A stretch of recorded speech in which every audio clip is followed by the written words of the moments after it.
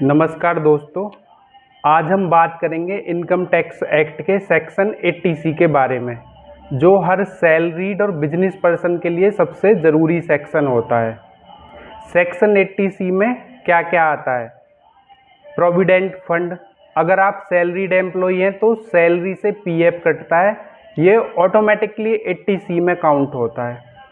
LIC यानी कि life insurance policies वगैरह जो आपके पास होती हैं, आपके द्वारा भरा गया लाइफ इंश्योरेंस का प्रीमियम भी 80C में डिडक्शन के लिए एलिजिबल होता है। ELSS equity linked saving scheme, ये टैक्स सेविंग म्यूचुअल फंड होता है। लॉक इन पीरियड 3 साल का होता है और यह मार्केट लिंक्ड रिटर्न देता है।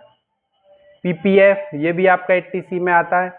लॉन्ग टर्म इन्वेस्टमेंट है जिसमें 15 साल का लॉक इन होता है।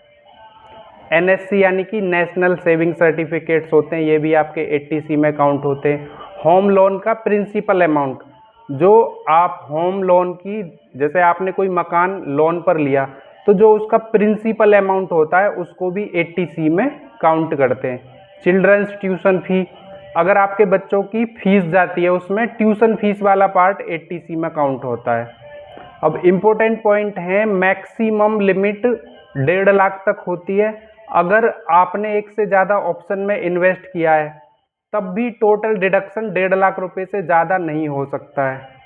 अब इसको आप अपने फ्यूचर प्लानिंग के हिसाब से सेलेक्ट कर सकते हैं कि आपको इन्वेस्टमेंट कहाँ करना है। अगर आप ठीक से नहीं समझ पा रहे हैं कि इन्वेस्टमेंट कहाँ करना है तो आप हमसे कांटेक्ट कर सकते हैं, हम आपकी पूरी हेल्प करेंगे।